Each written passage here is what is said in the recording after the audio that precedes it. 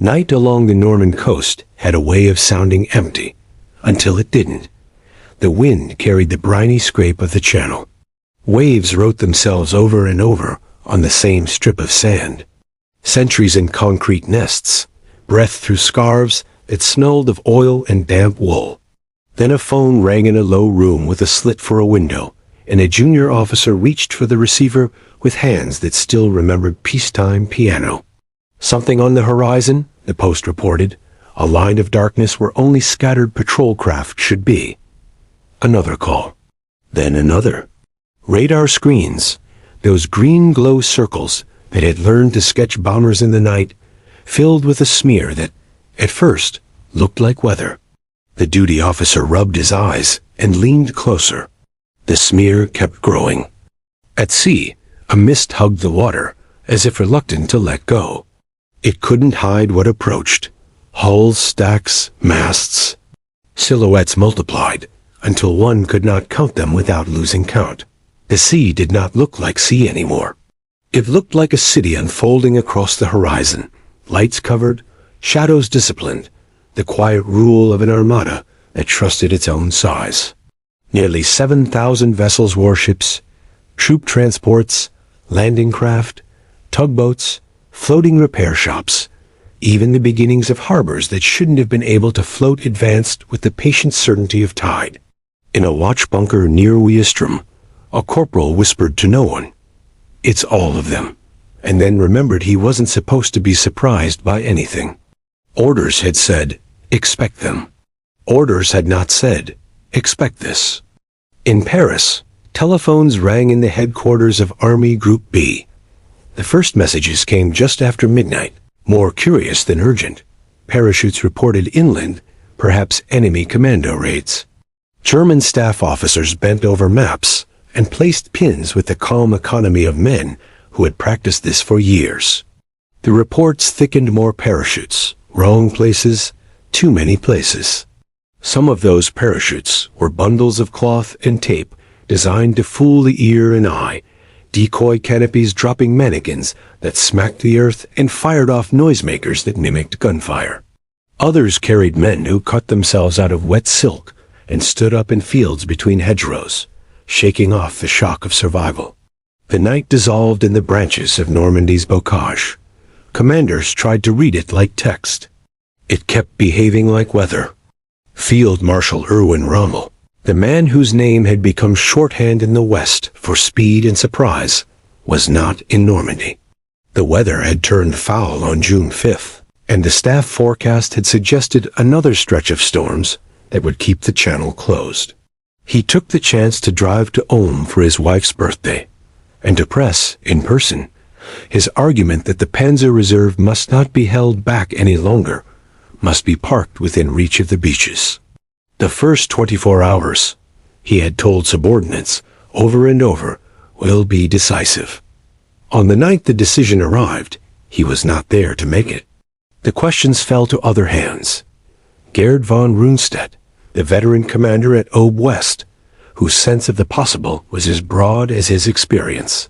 Leo Gehr von Schweppenberg, head of Panzer Group West, who believed in clean counterblows delivered from a properly marshaled reserve. Corps and divisional leaders with different temperaments and the same problem. Inside the German system, arguments settled by compromise often left no one satisfied. Panzer divisions were split between the immediate coastal zone and the strategic reserve, whose commitment required Hitler's personal permission.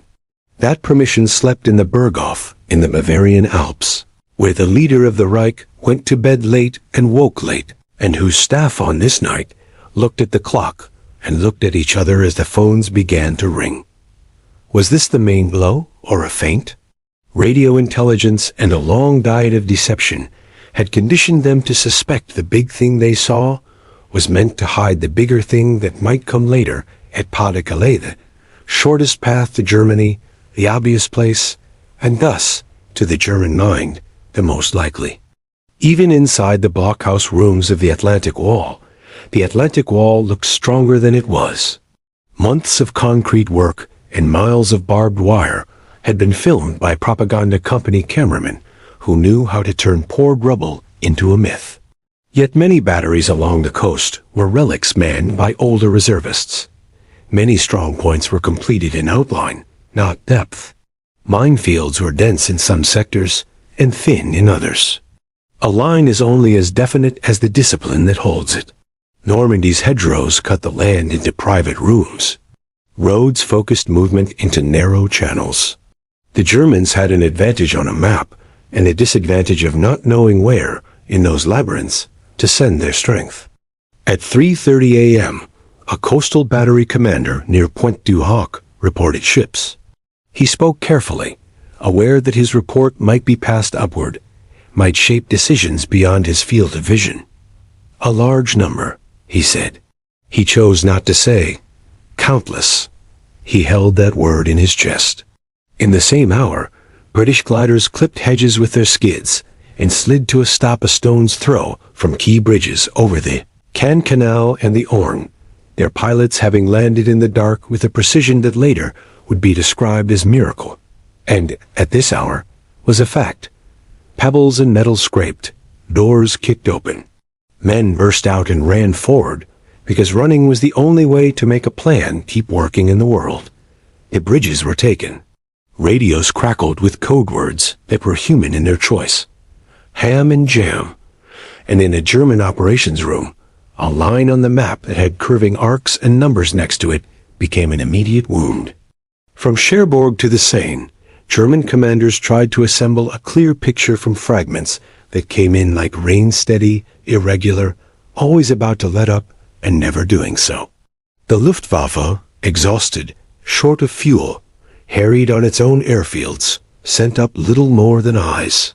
At daybreak, 2 fighters from a nearby wing, flown by a famous ace and his wingmen, slashed low over beaches in the British sector and stitched the water with tracers.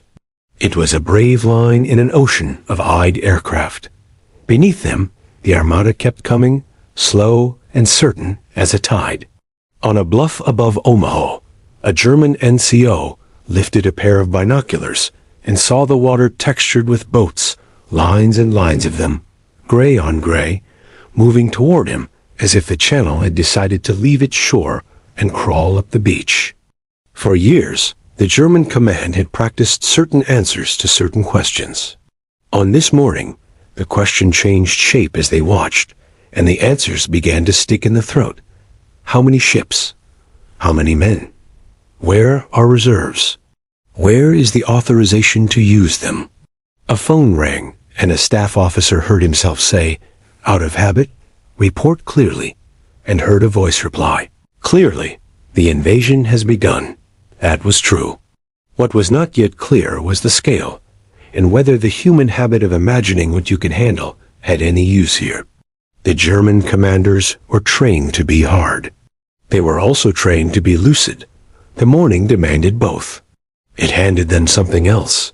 Awe, the enemy of complacency, and the ally of fear. To understand the shock in those first hours, you have to walk back into the months that led to them, where certainty felt like discipline, and discipline leaned on plausible assumptions. German intelligence analysts, patient men with years of practice disentangling rumor from pattern, agreed on 2 things by spring 1944. The invasion would come in the west, and the Pas-de-Calais shortest crossing, closest to the Roar, was the most logical point of attack. This analysis was not stupid. It was, in its logic, elegant. It was also what the enemy wanted them to think. Operation Fortitude did not arrive to the German mind with a trumpet. It arrived as a chorus of small, convincing notes. Double agents men like Garbo, whose diaries looked like dullness and whose reports read like intelligence, fed exactly the kind of detail that turned plausibility into confidence. Unit designations, movements, supply demands for a first U.S. Army group that existed on paper and in high-quality pretense. On aerial photographs, inflatable tanks and wooden aircraft cast shadows that thought like steel. Radio operators in English fields filled the air with traffic that mimicked the nervous buzz of an army waiting to move. At Dover, scaffolds and canvas suggested embarkation points that had been carefully chosen because they were, in truth, useless. The German commander of the 15th Army, tasked with guarding Calais, read his summaries and told himself, "They are coming here." He told Berlin, and Berlin agreed. At the same time, the shape of the German defense hardened into personalities. Rommel, given Army Group B, ranged up and down the coast in a staff car, eyes narrowed against wind and bad weather, noting with a professional's disdain how many gaps remained in the famous wall. He believed in pushing armor forward, close to the line of surf where the enemy's minutely planned schedules would disintegrate in fear and fire. Von Rundstedt, professional to the bone and no lover of illusions, believed that panzers held too close to the water would die under naval guns before they mattered. Better to keep them inland, gather them into a hammer, and bring them down at a place where Allied units would have passed beyond the cover of their fleet. The argument reached Hitler. He split the difference. Compromise is a kind of decision. On a battlefield, it can also be a way to guarantee that no one's solution has a chance to work. Meanwhile, Allied planners layered deception over air doctrine. The transportation plan was simple to explain and brutal in effect. Bomb rail yards, bridges, and trains to make it take longer to move men than plans allowed. The Luftwaffe's fighter strength in the West dwindled in numbers and in confidence. On sunny mornings, German ground officers watched contrails tangle at high altitude where they could do nothing, and they tried to feel that the sky's occupation was only temporary. It wasn't. By June, Allied aircraft would fly as if the sky belonged to them, and the German ground was a guest in its own light. The sea, too, worked against German expectation. A long storm in early June told the defenders that the Channel would not host a major crossing for days. German coastal patrols relaxed. Naval officers took brief leaves. Rommel, smelling a small window for domestic life, made his fateful trip inland. Allied meteorologists, less celebrated than generals, and more decisive in this moment, read a complicated pattern and found a clearing that would last just long enough. Wind to ease, cloud to lift enough for navigation, but not enough to reveal every ship to every gun. It was, in the simplest language, the kind of luck that disciplined preparation attracts. When the Allied fleet turned toward France, it turned behind a weather front that wrapped it like a curtain. German eyes looked out and saw messy sea and gray sky and thought, not today. Then came the night of rush and misdirection. Just after midnight on June 6th, German listening posts caught the first murmurs of paratroopers. The truth was mixed with theater. Operation Titanic sent clusters of dummy chutes into quiet fields, each mannequin staging its own small war with firecrackers and recordings. Radar operators watched their sets fill with returns not only from planes, but from strips of aluminum foil window that made waves of ghosts on their scopes and tricked the ground into seeing fleets where there were none, at Pas-de-Calais and elsewhere. Human eyes peering into the dark saw what they were prepared to see, and then saw more than that, and then saw too much to make one orderly report. But the most meaningful shapes falling from the sky were men. North of Corentin, American paratroopers from the 82nd and 101st Divisions drifted into a night they could not control. Many missed their drop zones. Some landed in marsh, others in hedges so thick they felt like walls. A stick of men might gather around a sergeant whose map now meant almost nothing and build a new plan from habit. Move to gunfire, seize the nearest causeway over flooded fields, clear the nearest crossroads, make friends with anyone whose passwords sounded enough like yours to be yours. East of the Orne, British gliders landed with impossible accuracy near bridges that had to be taken whole. Men spilled out and fought hand-to-hand in flashes of light that were close enough to touch. In the morning, German commanders would see, on their maps, that the enemies were now behind them. In St. Lai, the 7th Army headquarters tried to aggregate these fragments. General Friedrich Dahlmann's staff were good at their jobs. Their phones rang, and their clerks wrote, and their couriers ran. But as reports multiplied, comfort thinned. The patterns they had trained themselves to see blurred. It wasn't just the number of reports. It was the way each new one seemed to break a rule. Paratroopers where no paratroopers should be. Gliders landing next to bridges instead of miles away in some farmer's field. Pictures of the sea drawn in words valued in hundreds of ships, then thousands, and so many that numbers began to lose their use. In Paris, dawn crept over Montmartre, while staff officers in Army Group B tried to summarize the situation for Berlin. Anyone who has ever given a briefing knows the quiet violence of choosing which sentences will carry the weight. The dominant worry at OKW remained the same. Calais.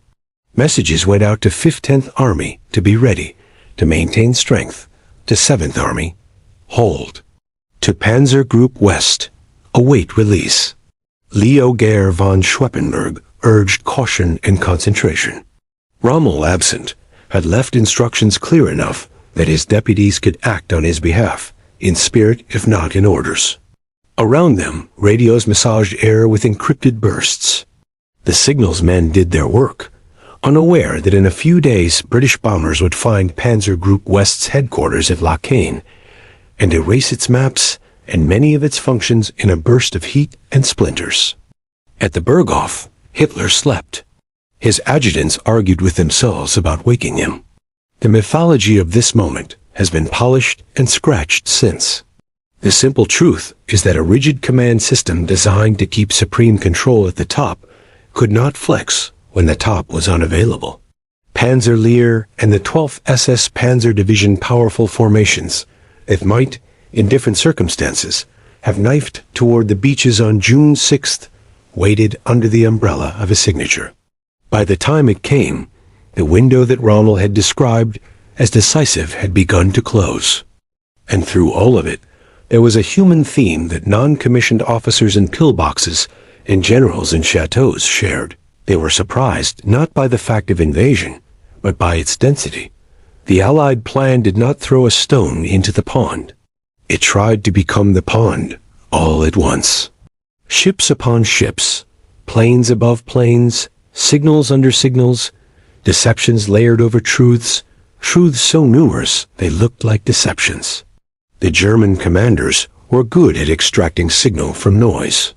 On this morning, noise itself had become the signal, and it spelled out, in a language with no grammar they had learned, a simple clause: the scale is the strategy.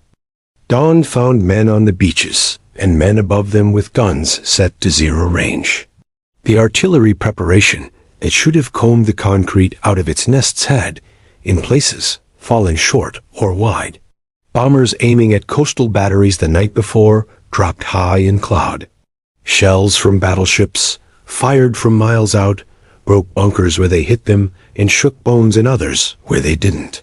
On Omaha, that morning discipline that the U.S. Army wore, like a spine, walked into a geometry of fields of fire that had been rehearsed by the enemy for months.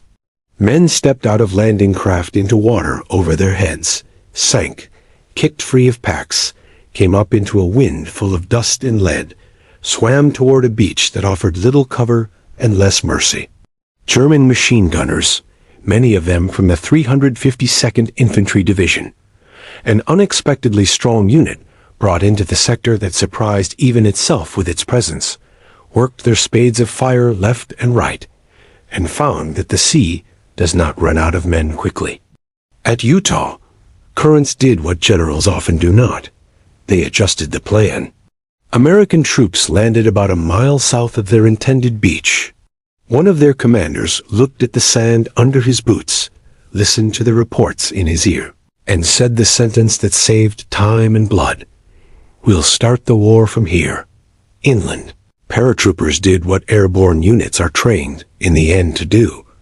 They created confusion, and then they used it. At Saint-Mère-Église, a town square became a story Americans would retell for decades. For German officers trying to build a picture, those small squares, now linked by Allied hands, were the edge of a wedge. The goal was simple in phrasing and hard in execution. Join the beaches to the airborne and create a front that made sense to the attacker and nothing like sense to the defender. On the British and Canadian beaches, Sword, Juno, and Gold naval gunnery found its aim more quickly. Amphibious tanks, floated in on canvas screens, did not drown in the same numbers. Commandos ran past villas and public houses with names that later historians would write as landmarks, and, that morning, were simply buildings that could hide a gun. A small steel and concrete world called a bridge near Benouville became Pegasus in time. That morning, it was simply the hinge on which an entire flank would turn. On the far side of the Orne, British paratroopers held ground with a stubbornness that, to German officers used to fluid movement, felt like a new kind of enemy comfort in foreign soil. Then there was the sea itself, speaking a language of calibers. The Allied fleet arrayed not only quantity, but quality battleships with guns that lobbed shells heavier than cars, cruisers that stitched the edges of the battlefield with quick, heavy punctuation, destroyers that came so close to shore that their hulls risked grounding in order to place their fire where a bunker's door would open. German artillery officers were not strangers to heavy fire. But the orchestra that morning had so many players that silence between notes felt like a sign of more notes. When the 21st Panzer Division, the only armored formation within a morning's reach of the beaches, gathered itself and lunged toward the British sector near Caen, it met not only tanks and infantry, but at crucial moments, flat sheets of metal wind, naval gunfire sending shells low over fields like brooms. From the bluff above Omaha, a German officer trained in map work and the science of prediction lowered his binoculars and tried to add up what he saw. The number of craft still moving in, the waves of men crusting on the sand and falling back and crusting again, the strange mechanical animals, bulldozers, fascine-laying tanks, flails spinning chains that crawled up the beach and hit obstacles as if those obstacles had been drawn in a textbook and now existed only to be erased. He had believed, even the night before, in the Atlantic Wall as concept. That morning, he met an enemy who had brought its own wall, plank by plank, across the water. And overhead, scarcity. The Luftwaffe was there in pride, and almost nowhere in fact. Luftflotte 3 managed sorties, but the sky belonged, in a way that humiliated professionals, to the other side.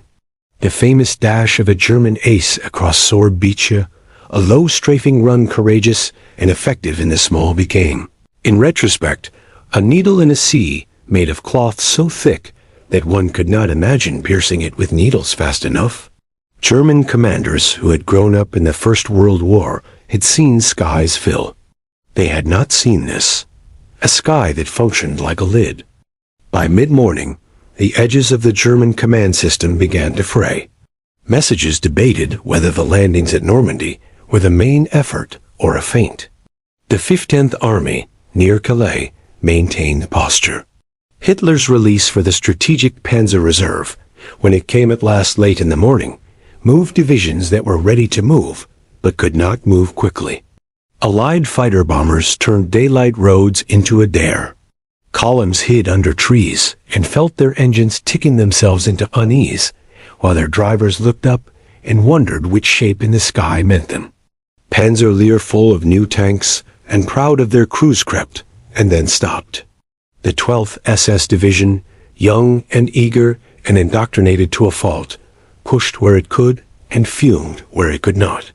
The German units at the water fought well, in a sense that the word well survives in the letters of survivors and the reports of enemies who honor their opponents. At places along the beach arcs, small groups held out until their clocks no longer measured minutes, but measures of courage. At Point du Hoc, American Rangers climbed ladders and ropes up a cliff that had been insulted by bombardment, only to find that the guns it had hosted had been moved inland. They moved inland, too, dodging between hedges and stone to finish the job. German officers watched through scopes, through the frames of narrow doors, and realized that their view was narrowing even as the problem was getting bigger. In the early afternoon, Rommel's car 8 kilometers of road and then stopped for him to look. He would later tell his superiors the truth that his eyes delivered to his soldier's brain. The sea is covered with ships, as far as the line where sea ends. No one who had served in Africa, in Italy, in Russia had seen this, an industrial nation's industrial friends pouring their war over the lip of a continent as if filling a bowl. He had built, as far as he could, a defense that looked like a teeth-grit answer to that inevitability. On this day, walking the edge of it, he met the limit of grit. German doctrine prized the counterstroke, the turn, the moment a defensive posture flips and becomes an opportunity to wound. That day, German commanders searched for it, as men search for shade on an open plain. The 21st Panzer's afternoon push briefly reached the water between Sword and Juno. British anti-tank guns spoke their measured language. Naval shells spoke louder. The counterstroke collapsed back into itself. South of Bayeux, 12th SS would hammer into Canadian and British forces in the days to come, and the name Cannes would become not a place but a season. On June 6th, however, the emotion in German headquarters was not fury or even fear. It was a quieter thing that professional soldiers do not like to name: astonishment at scale. The day ended with footholds ashore, broken in places, strong in others, knit by roads that Allied engineers began to measure and fix almost before the firing eased. German staff officers left their tables briefly to splash water on their faces and came back to the same chairs, the same maps, the same problems. They were trained to fight battles and campaigns. What confronted them now was a logistics phenomenon dressed like a battle, a sustained convulsion of materiel that no counterattack could banish if it could not be starved or confused. That night, and the nights that followed, the sea did a trick it had practiced in planning rooms for months. It kept delivering. By the end of the first day, roughly 156,000 Allied troops had touched the sand, and more followed in a file that did not end when the sun went down. Within a week, hundreds of thousands. Within a month, close to 1 million. It is possible to speak these numbers without feeling them. German commanders felt them as columns on their maps that did not thin, as supply dumps that grew like small cities behind the beaches, as new gun positions appearing almost overnight where yesterday no enemy had stood. Part of that supply miracle floated. The German High Command had heard rumors of artificial harbors, but rumor usually dissolves when it meets the shore. Here, rumor turned into geometry. Mulberries. The Allies called them massive concrete caissons towed across the channel and sunk in neat lines to create breakwaters. Floating roadways, steel and timber skeletons with planked surfaces that rose and fell with the tide, flexible and stubborn. Pierheads that nodded on camels in the swell. Around them, block ships' old hulls taken to their final use were scuttled to form gooseberries, quiet water where small craft could pivot and breathe. German observers, watching through scopes from cliffs, saw with the professional appreciation that engineers have even for the work of enemies, harbors assembled in days where no harbor should be possible. A staff officer in 15th Army underlined a report of this and wrote in the margin, simply, "Unglaublich, unbelievable." From the air, the Allied transportation plan matured into misery on German roads. Bridges fell or became places men avoided until night. Rail yards turned into odd sculptures of bent track and raw steel. Locomotives hid under camouflage nets and still sounded like locomotives. German Corps commanders pleaded for priority in repairs. The resources to answer their pleas were sparse. Allied fighter bombers in 2s and 4s prowled, and the phrase "chabos" became a talisman of contempt and dread in German columns. A tank stopped under a tree was safe until the tree no longer cast a shadow because summer had arrived and shade changed with the hour. Then it was not safe. When Panzer Group West scrambled to coordinate a counterstroke, British Typhoons and American P-47s scattered it not with annihilation, but with delay. Even minutes matter in the first days of a landing. Here, hours and days were bled into the ditches. German intelligence's central misapprehension held. Even as reports flowed in that the wait at Normandy was not a feint but a fact, Berlin and Calais clung to the idea that the main blow was yet to come at Pas-de-Calais. The fictitious 1st U.S. Army Group, commanded on paper by George S. Patton, continued to move, in radio and in imagination, 5 days after the beaches at Normandy were bleeding into each other. 15th Army held fast. The German High Command's rigidity turned a clever deception into a slow-acting poison. It fixed in place formations that might have given the counterstroke teeth. By the time that assumption softened, it was too late. At Lacane, on June 10th, RAF bombers found Panzer Group West's headquarters and crushed it under tons of explosive. General von Schweppenberg survived, but his maps did not. The effect on German orchestration was immediate and felt. Ad hoc coordination replaced planned symphony. Down the chain, division staffs tried to pick up slack with greater energy and less music. The 7th Army's commander, Dolman, aged decades in days. Orders arrived and were carried out with the grim economy of men who knew they could not be everywhere they needed to be, and who could not say that aloud.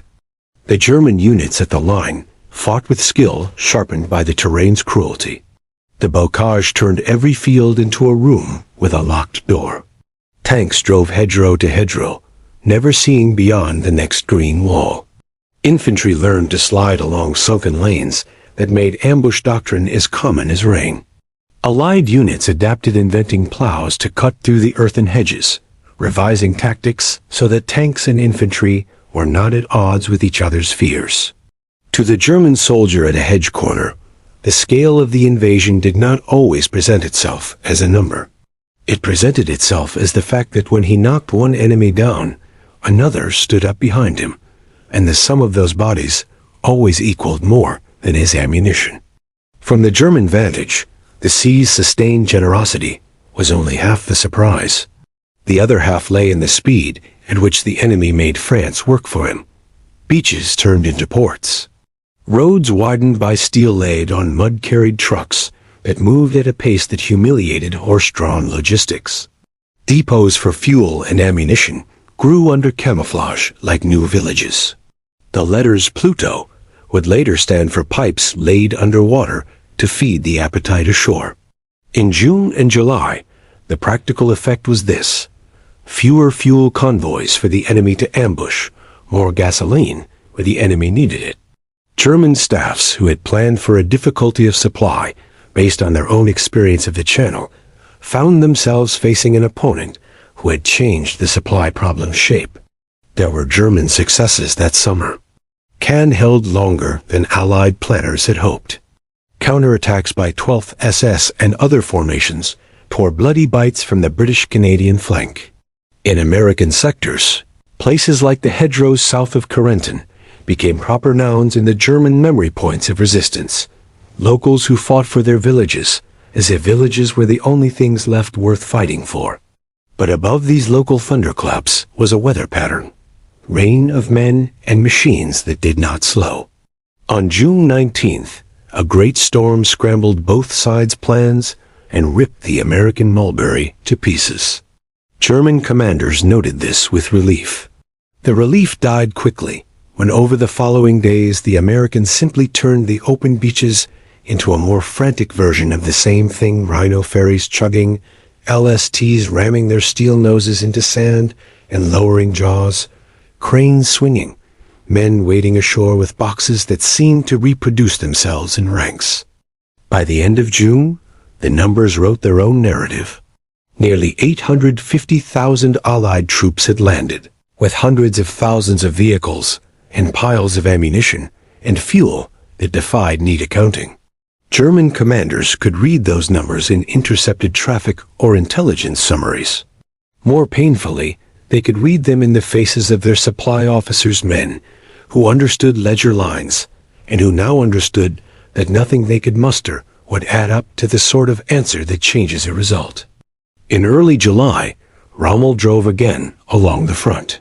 He had once told Hitler that the right strategy in the West was to make the invasion fail at the shore, because once the Allies were established, their material advantage would become a tide. He now saw, in fields full of British Cromwells and American Shermans, in the sky full of silver escorts, in the road's steady groan of trucks, that the tide had not merely come in. It had brought with it a moon's pull, and the German shore, strong in places, honest in its courage, could not reverse it. He wrote, argued, begged for strategic choices that would save lives now that victory had grown improbable. Those choices did not interest the men above him. Stunned is a word people use for seconds. The German High Command discovered that it can last weeks. Shock calcified into a kind of bitter competence fight, delay, counterattack, conserve, pull back, fight again under a sky that would not permit surprise on a scale that mattered. The invasion, in its magnitude, had escaped the category of event and become a condition. There are two ways to tell this story.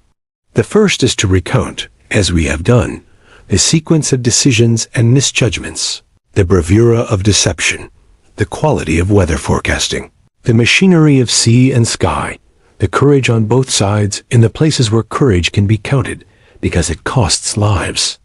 That story gives German commanders their due. Many were neither fools nor cowards. They were professionals confronted with an adversary who had turned scale itself into a tactic. They were stunned because no one in their tradition had trained them for an enemy who would make the horizon into a weapon. The second way is quieter. It is to ask how conviction becomes blindness. The German insistence that Pas-de-Calais was the inevitable target was not a cartoonish clinging to fantasy.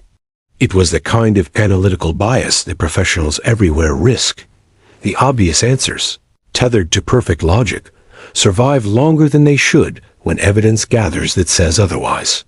The decision to hold Panzer reserves under the thumb of personal authority did not feel at the time like folly. It felt like control. On the morning of June 6th, control proved too slow a currency to spend. In a system where power flowed upward and permission flowed down, delay became policy without anyone intending it. The men at the map tables were good at drawing arrows. The invasion showed them that the longest arrows draw themselves when an opponent multiplies his means faster than you can update your legend. It is tempting to see the Atlantic Wall as hubris punished, and there is some truth in that. Concrete convinces eyes and cameras. But the men inside those bunkers died as earnestly as those outside them lived. The wall failed not because it was imaginary, but because it was finite. Scale defeats fortification when it is married to imagination. The ability to make a harbor where none exists, to lay pipelines along the seabed, to turn deception into a second army, to plan for weather in ways that change what weather means. The German commanders were stunned because they saw, in hours, the distilled product of months in which their enemy had treated industrial planning as a kind of art. After the war, German officers wrote memoirs in which they explained and defended, criticized and confessed. Some argued that had Panzer Lehr and 12th SS been unleashed at dawn, the beaches would have become cemeteries for a larger number of men in gray-green uniforms with American names. Others insisted that the main error lay in believing in Calais past noon on June 6th. Some blamed Hitler, which was easy and often true. In all of these accounts, it is hard to find anyone who expected, in honest private, that an opponent could put that many holes on one horizon and keep sending them, could maintain a sky so busy and so deadly for so many hours, could turn day 2 and day 10 and day 20 into amplifications rather than echoes. They had underestimated not the will of their enemy, which they had long respected, but the enemy's capacity to make will into physics. This matters beyond the antique drama of a single campaign. Modern war is, to a degree that makes the blood run cold, not simply a contest of men and ideas, but a contest of systems. Normandy made that plain. The soldiers in the hedgerows mattered, as soldiers always do. But the outcome was decided in rooms where men looked at production charts and turned them into convoys, where engineers sketched and then built things that had not existed before they were needed, where code breakers and deceivers conspired to make a false army hold a real one in place, where weather officers charted a window in a storm. German commanders were stunned because they were professional soldiers watching a new definition of professional outflank them, the profession of arranging scale. The human truth reaches back into the small. A German sergeant crouching behind a machine gun on an upper beach on June 6th knew none of this. He knew the weight of the gun on its pintle, the glide of the belt, the sound his assistant gunner made when he fell. He knew that when he looked out to sea, he could not see the end of ships. He carried that image into whatever hours he had left. If he survived the day and the days after, he carried it into a prisoner of war camp, and then into a life that would teach him new kinds of counting. An American private, running up the wet sand, saw bullets stitch the water, and wondered how his legs kept moving. A British sapper stood on a floating roadway built in a field in England months before, and marveled that he was building France back one plank at a time. These are the people who make the meaning of scale honest, because scale in their lives is always made of single bodies added to single bodies. What remains for us is not simply awe. Awe fades. Responsibility survives. The lessons are not about how to make war better. They are about knowing when your models are lying to you, when your certainties are out of date, when your command style turns the speed of events into your enemy. They are about the humility to listen for the sound of a horizon filling with something your eyes have never seen. They are about resilience, to the way the German army, stunned, adapted within its constraints, and made the summer of 1944 a long, hard season rather than a single day's rout. The way Allied forces, confident, still learned from mistakes and made the arrogance that attends success a smaller part of their story than it could have been. Walk those beaches now, and the sea is only sea. The concrete teeth still stand in some places, salt eating their edges. Museums hold relics that try and fail to convey weight. It is in the photographs that you can return to the moment when men in gray-green, in khaki, in field blue, looked at a threshold and knew it had been crossed. The German commanders, careful, practiced, brave in their own way, and in many cases guilty of serving a cause that deserved defeat, were not wrong to be stunned. They were meeting the future on water. It was bigger than any single field marshal's idea of a battle. It was history arriving as quantity, becoming quality, and reshaping the world by the ton. If there is a call to action in this, it lives in how we prepare for the challenges we cannot yet see. Invest in judgment that can change its mind. Empower systems that can act when the person at the top is asleep or unavailable.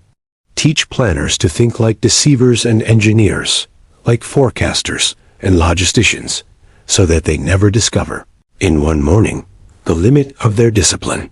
And remember those whose first sight that day was a horizon that would not end, who took their next breath anyway, and learned in that instant what it means when scale becomes a strategy.